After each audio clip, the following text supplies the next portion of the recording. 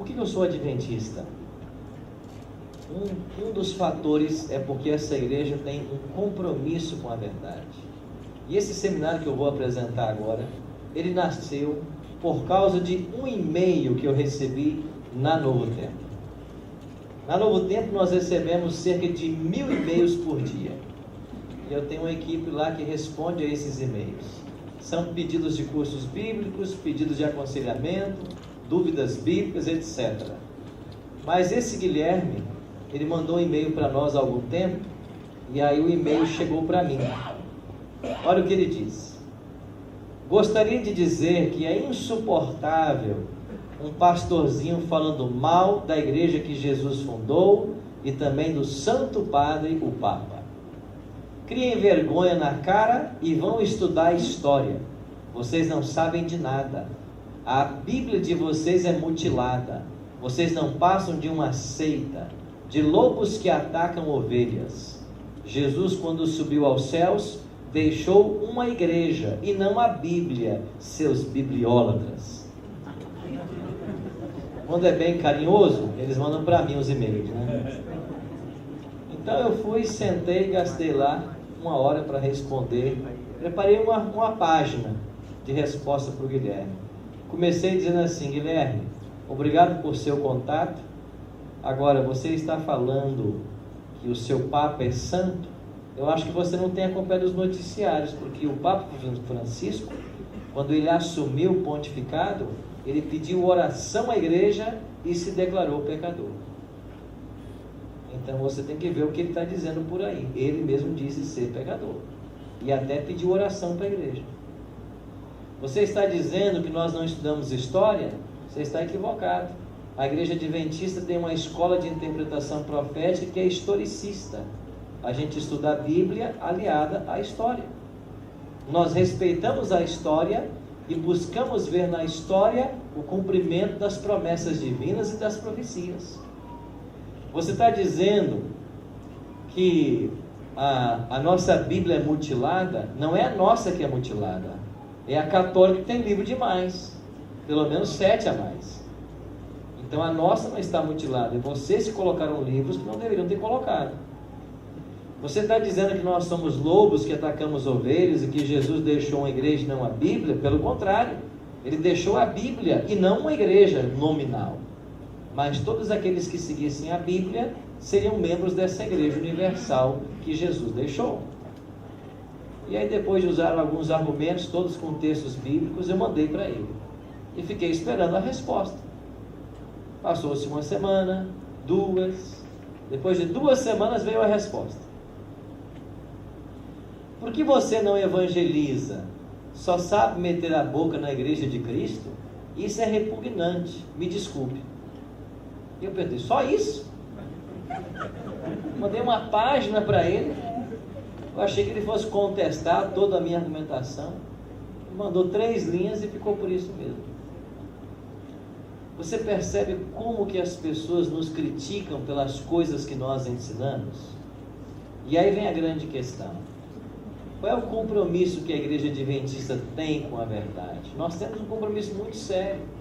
E uma das grandes preocupações dessa igreja é não se afastar 1 milímetro sequer da Bíblia. Tanto é que desde o nosso surgimento, nós temos uma preocupação muito grande em sermos bíblicos em tudo que ensinamos. E foi em 1872 que a igreja elaborou pela primeira vez o seu credo, ou a primeira tentativa de um credo. Naquela ocasião, foi publicado um artigo na Review and Herald chamado Sinopse de Nossa Fé. E nesse artigo possuía lá 25 pontos naquilo que creem os adventistas. A igreja elaborou isso melhor e em 1889, quando surgiu o Yearbook, e a partir daquele ano, todos os anos a igreja publica o livro do ano, então na primeira edição, lá de 1889, a igreja já colocou lá os pontos de crença. E naquele momento foi sistematizado 28 pontos, 28 ensinos que a igreja ministrava. Houve uma revisão dessas crenças em 1931 e sistematizou-se melhor e ficaram em 22. Em 1980, a igreja enfrentou um sério problema com dois homens especialmente, Desmond Ford e Robert Brinsmead. Esses teólogos começaram a questionar a doutrina adventista do santuário e algumas visões que nós temos de santuário. Então a igreja reuniu um grupo de teólogos para responder a esses homens. E esta resposta foi colocada num livro que veio receber o nome de Nisto Cremos. Então o livro Nisto Cremos surgiu aí, em 1980. Na Assembleia Mundial de St. Louis, em 2005, a igreja, revisando suas crenças, como sempre faz, votou a 28ª doutrina. Em 1980 foram 27 pontos e a partir de 2005, 28, quando foi votada a nova e última doutrina, que tem a ver com crescimento em Cristo. Que nós somos, quando somos libertos do poder do maligno, nós somos definitivamente.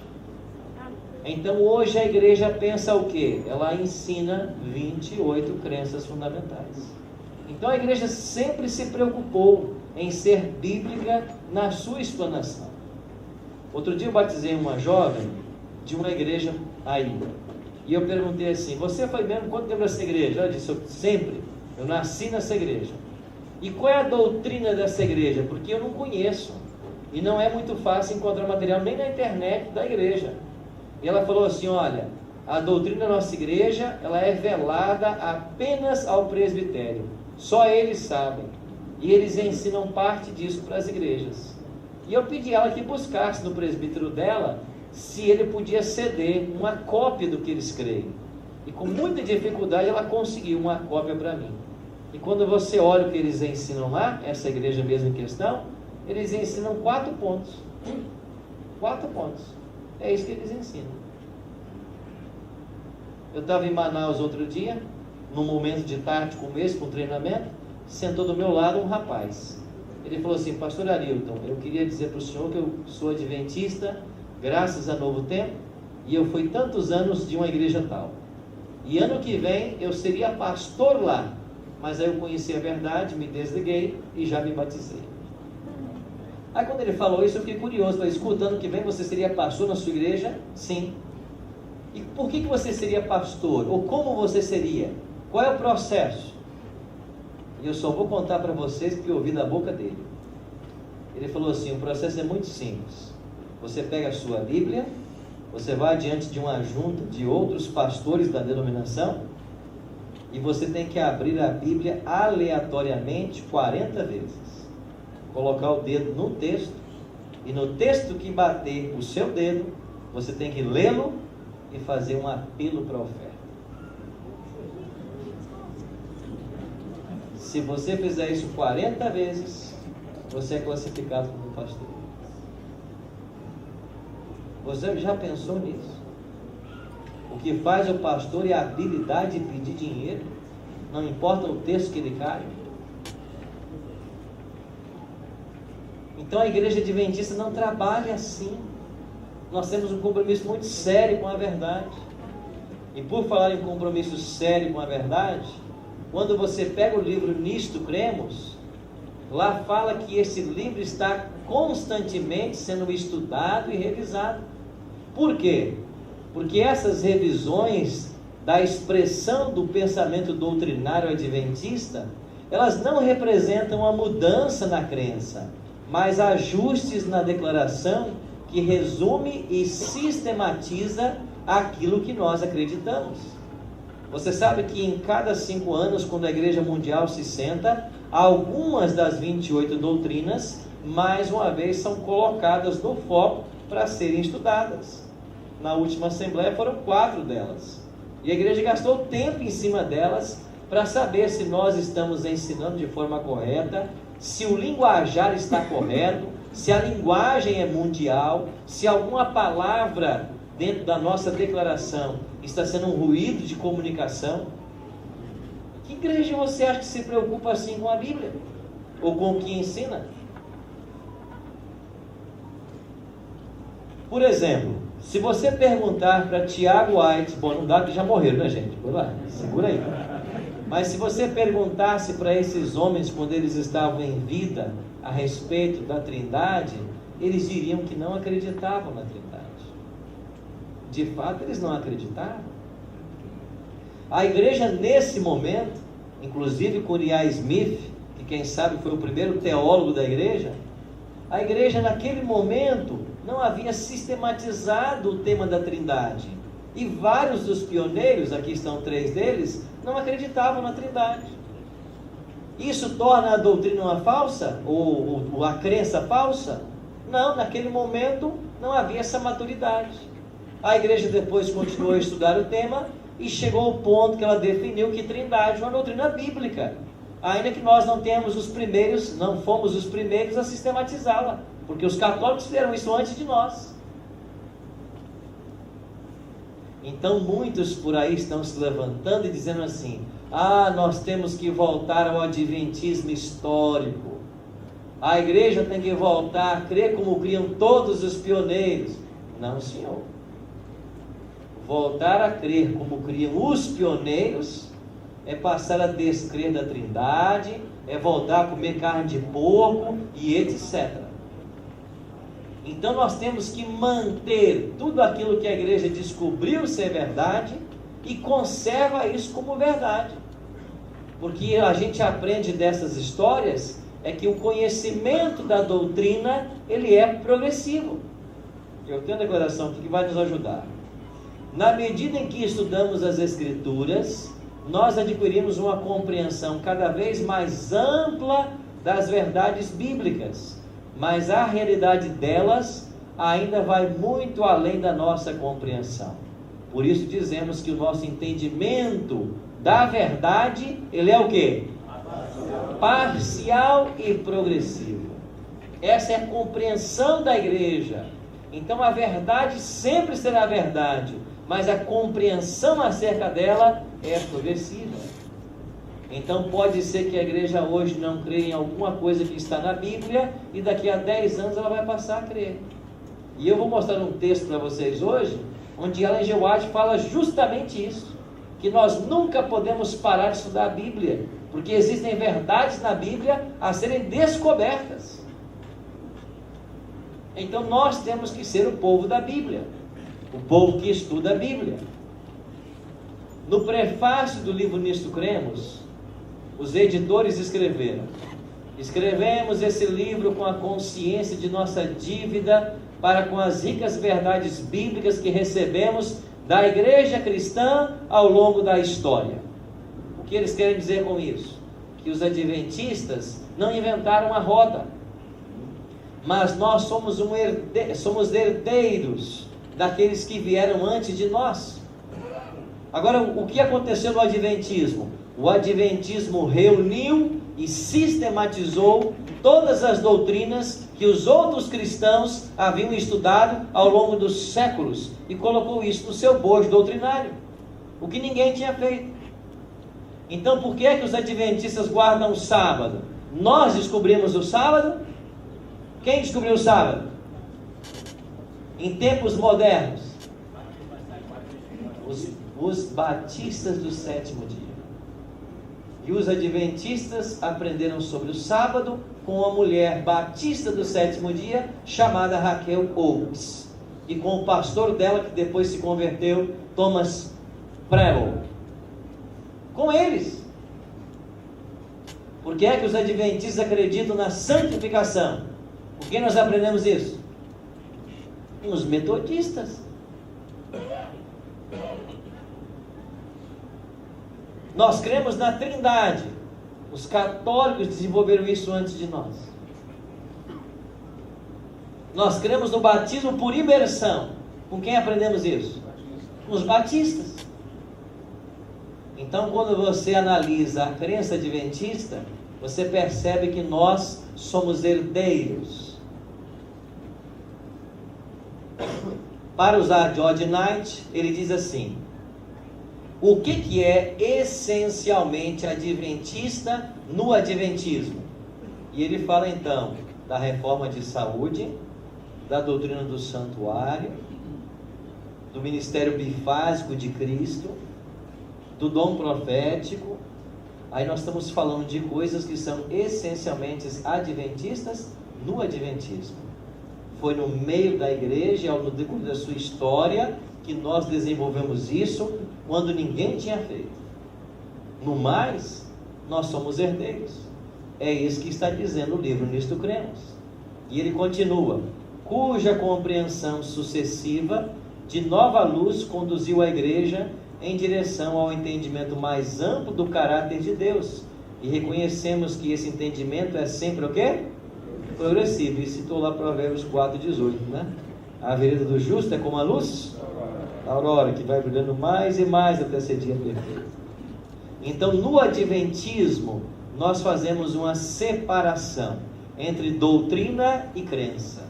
É por isso que você pega o livro Nisto Cremos, e lá não diz assim, as 28 doutrinas da igreja adventista. Está assim lá? Tá. As 28 crenças fundamentais. Porque nós diferenciamos crença de doutrina.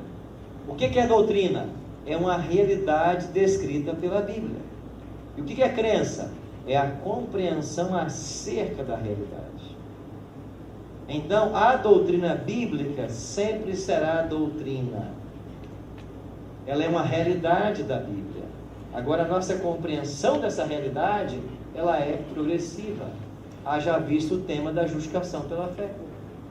É uma doutrina bíblica, mas a nossa compreensão dessa doutrina, ela é progressiva. Ela deu um salto na década de 1890, principalmente por causa da crise em 1888, lá em Minneapolis. E abrindo um parênteses, é interessante como as crises ajudam essa igreja. Toda vez que há uma crise, o povo tem que voltar para a Bíblia e o resultado é benéfico para nós. Eu vou dar um exemplo para vocês em Apocalipse capítulo 13, verso 18. Aqui está um exemplo para mostrar para vocês a seriedade com que a igreja adventista encara todos os temas da Bíblia e a sua forma de interpretar o texto sagrado. Apocalipse 13, 18 diz: aqui está a sabedoria, aquele que tem entendimento, calcule o número da besta, pois é número de homem. Ora, esse número é o quê? 666. Então, as pessoas se perguntam, como nós podemos identificar esse número 666? Então, na igreja, você vai ter dois grupos de intérpretes. O primeiro grupo utiliza a gematria. O que é gematria? É conferir valor numérico a uma letra de um alfabeto. Isso é gematria. Você pega uma letra, atribui ela um valor numérico e chega a uma soma total. Isso é gematria. Tem gente que interpreta Apocalipse 13, 18 à luz da gematria. Esses que assim o fazem, pega a expressão vicarius filii Dei, soma os valores em latim e o total vai ser 666. Então isto foi praticado no meio adventista por décadas. E a igreja, há também décadas, nos ensina a não praticar isso. E por certo você já ensinou isso em algum estudo bíblico, né? Quem já ensinou isso em estudo bíblico? Levante a mão. Só os corajosos levantam, né? Como é que surgiu essa história de vicarius filii Dei no adventismo? Vamos lá. A expressão mais plausível que, a nosso ver, sugere o número da besta é um dos títulos aplicados ao Papa de Roma. É o seguinte: vicarius filii Dei, substituto do Filho de Deus. Quem disse isso? Uriah Smith. Quem foi Uriah Smith? O primeiro teólogo da igreja. Então ele, pelos estudos dele, no seu livro sobre Apocalipse, ele colocou isso lá. Ele aplicou então a gematria, o 666. J.N. Andrews, o primeiro missionário oficial além mar dessa igreja, publicou um livro também sobre o Apocalipse. Os três anjos de Apocalipse 14. Ele foi publicado esse livro na sua reedição em 1887. Quando J.N. Andrews reedita o seu livro, ele pega o mesmo conceito de Uriah Smith, do Vicarious Filidae, e coloca no seu livro. Quem era J.N. Andrews? Segundo Ellen G. White, a pessoa mais preparada que nós tínhamos na igreja na hora de se escolher um missionário para enviar além mar. Eu não sei se você sabe, mas J.N. Andrews, ele sabia todo o Novo Testamento de cor. E ele disse assim certa vez: se perderem o Novo Testamento, eu posso reproduzi-lo palavra por palavra. Não sei se faria com todo o Velho.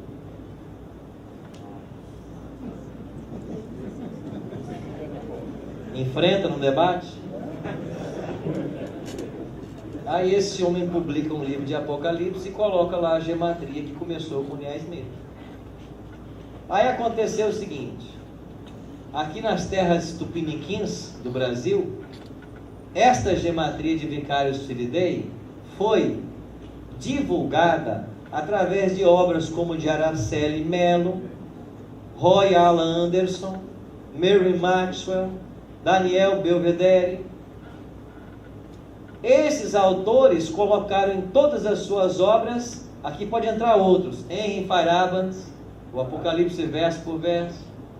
Então, você pode incluir outras obras que colocaram lá o Vicarious Filidae. Então, no Brasil se espalhou a interpretação do Vicarious Filidae, principalmente com Daniel Belvedere, que escreveu o seminário As Revelações do Apocalipse, que nós usamos aí em todas as igrejas para divulgar o Vicarious Filidae. Agora a igreja desde 1980 orienta a não se ensinar o Vicarious Filidae. Mas como a igreja é um mecanismo mundial que se move lentamente, as coisas não são tão rápidas quanto nós gostaríamos que fossem. Agora, por que é que nós não devemos usar o Vicarious Filidae? Então vamos lá, pelo menos 5 argumentos. O primeiro deles: falta de apoio histórico. Não há apoio histórico para Vicarious Filidae. C.T. Everson era um fotógrafo adventista norte-americano. Ele foi para Roma visitar o Vaticano. Teve acesso a uma das salas onde estão as mitras, as tiaras papais que os papas usaram na Idade Média. E ele fotografou essas tiaras. Voltou para os Estados Unidos e deu uma dessas fotos de presente para o pastor W.W. Prescott, que era um grande evangelista da igreja. Essas tiaras começaram a ser usadas pelo pastor Prescott para mostrar a autoridade papal da Idade Média. Aí um artista da casa publicadora nossa pegou uma das fotos e colocou na tiara a expressão latina Vicarious Filidae. Aí o pastor Prescott pegou a foto, agora escrito Vicarious Filidae, e continuou os seus evangelismos. Quando a igreja soube que ele estava usando uma foto, entre aspas, manipulada em Photoshop, a igreja disse: não faça isso, porque na foto original não tem esse nome. E ele parou de fazer. Mas quando ele parou de fazer, as penas já haviam sido espalhadas ao vento. E foi assim que nasceu a tradição de que na mitra papal tem um 66 ou está escrito Vicarious Filidae, quando nunca esteve. Você entende que não há apoio para isso? E essa expressão Vicarious Filidae, ela só aparece num único documento da Igreja Católica, que é a doação de Constantino. Daqui a pouquinho eu vou falar sobre esse documento.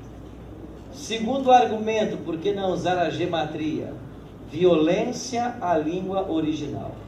Se o Apocalipse foi escrito em grego, por que usar o latim para interpretar um dos seus textos? Me responda você agora. Se o Apocalipse foi escrito em grego, eu vou usar o latim para interpretar um texto dele? A analogia que eu faço é você querer defender que o ladrão na cruz não foi para o céu usando vírgula. Pega lá o texto de Lucas, aí você diz assim, não, Jesus falou assim, em verdade te digo hoje, vírgula, estarás comigo no paraíso. Aí você põe a vírgula onde você quer, né? Aí vem um espírita, não, ele diz assim, em verdade te digo, vírgula, hoje estarás comigo no paraíso. Aí fica a briga lá onde botar a vírgula. Qual é a contribuição dessa discussão para interpretar grego? Que nem vírgula tem. Nenhuma.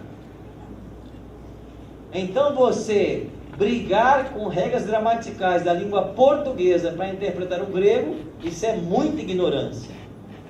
Querer pegar o latim é ignorância igual. Se a gente aplica o vicário Silidei para o 666, por que não aplica para o 1260, por 42 meses, por 1000 anos? Por que só esse período, só esse título, só esse número? Terceiro ponto, a aplicação indevida mesmo da gematria. A contagem de valores numéricos presentes em letras de uma palavra não era uma prática latina costumeira, não era. A gematria não era usada pelos romanos, e mesmo em seu uso corriqueiro, sempre se partia do nome para o número e nunca do número para o nome. Então até a gematria está errada na forma como ela é aplicada. Quarto motivo, equívoco do título. O título historicamente atribuído ao Papa não seria a forma longa, mas apenas Vicarius Dei ou Vicarius Christi. Então a expressão Vicarius Dei ou Vicarius Christi você vai encontrar em vários documentos da Igreja Católica. O problema é que essas não dá 666. Só dá o Vicarius Filii Dei. E esse Vicarius Filii Dei só aparece em um único documento da igreja. Qual é o documento? Doação de Constantino. Mas qual é o problema? O problema é que séculos depois desse documento ter sido escrito, a própria igreja romana disse que ele é falso. Então a igreja chegou à conclusão de que o documento, a doação de Constantino, foi manipulado pelos papas da Idade Média para ensinar que autoridades que um dia repousaram no imperador, agora havia sido dada para o bispo de Roma pelo próprio imperador. Então eles forjaram um documento. E a própria igreja, séculos depois, diz que esse documento é falso. Ou seja, nós estamos baseando nossa interpretação profética num único documento que a igreja disse é falso. Quinto motivo para não usar: procedimento exegético supérfluo. Estudiosos chegaram à conclusão de que a besta de Apocalipse 13 era de fato o sistema papal, sem fazer uso da identificação do 666 com o suposto título Vicarius Filii Dei. E o primeiro a concluir que essa besta era o poder papal foi Robert Fleming Jr., que viveu de 1660 a 1716. Antes de ter um único adventista sobre a face da terra, já havia gente dizendo que o poder papal de Apocalipse 13 era o papado. Então nós não precisamos do 666 para chegar a essa conclusão. Bom, se eu não posso usar Vicarius Filii Dei, o que eu faço então com o 666 de Apocalipse 13, 18?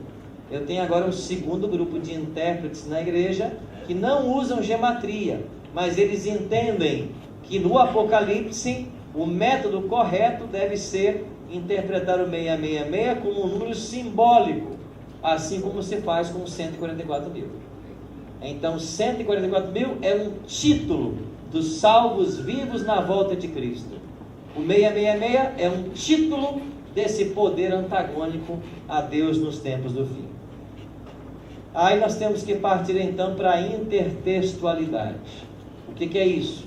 É quando você encontra referências do Novo Testamento no Antigo Testamento. São textos similares, parecidos, textos correlatos, E aí você vai juntando esses textos para chegar a uma interpretação. Aonde que eu encontro uma intertextualidade para Apocalipse capítulo 13? Eu encontro isso em Daniel capítulo 3. Então, o texto que mais se conecta com Apocalipse 13 é Daniel 3. Porque os elementos são afins, são comuns. Por exemplo, o tema de Daniel 3 é a adoração. E qual é o tema de Apocalipse 13? A adoração. Se alguém não adorar a besta e a sua imagem. Lá em Daniel 3, eu tenho um decreto de morte. Quem não adorar, vai parar na fornalha de fogo ardente. Em Apocalipse 13 também tem um decreto de morte. Quem não adorar a besta, vai morrer. Apocalipse 13, 15.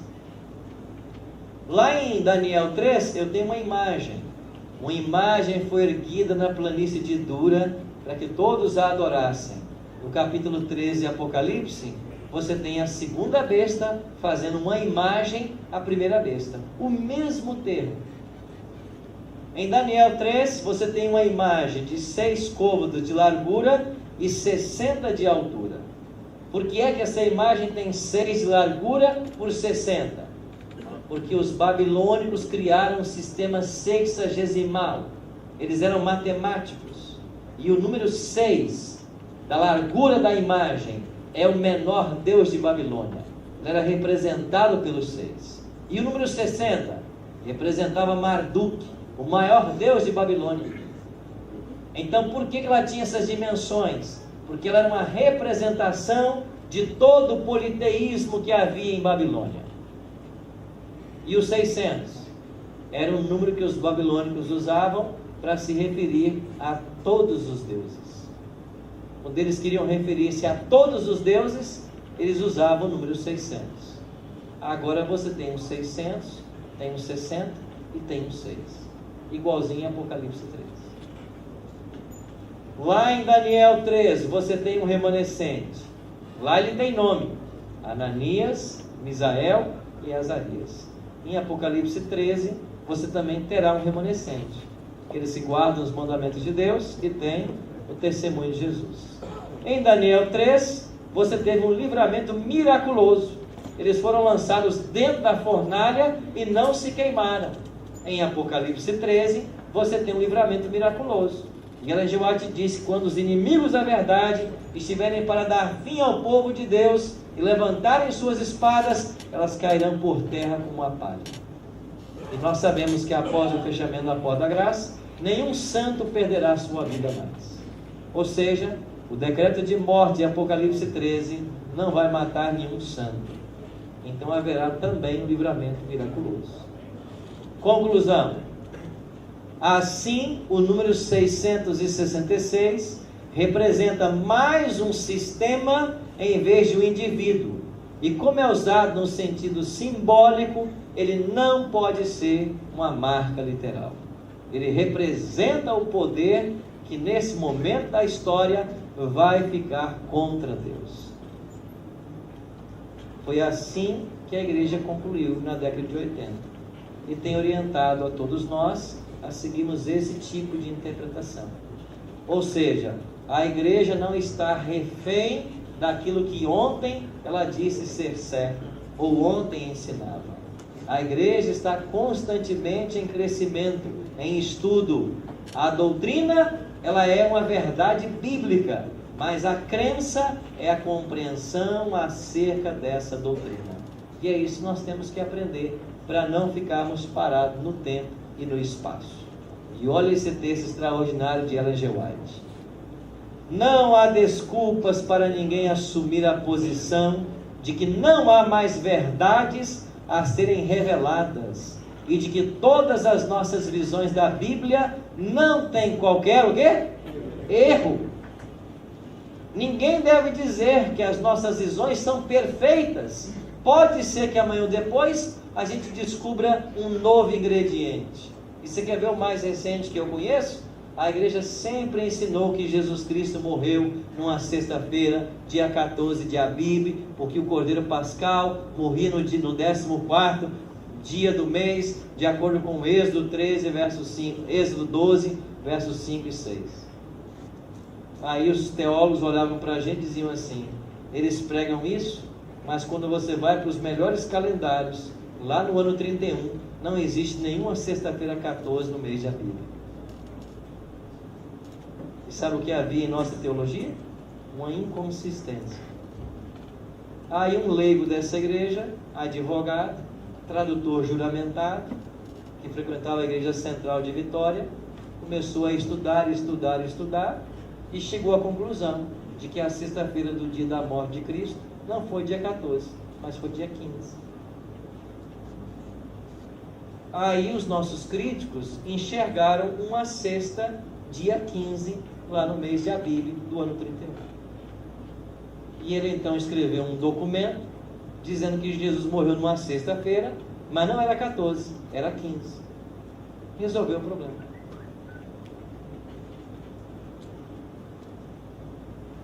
Então, a igreja não vai parar de estudar a Bíblia. E pode ser que a gente avance em conhecimento ainda. Mas você percebe o compromisso que tem a igreja com a verdade? Então, por que eu sou adventista? Porque a igreja se preocupa em ser uma igreja bíblica.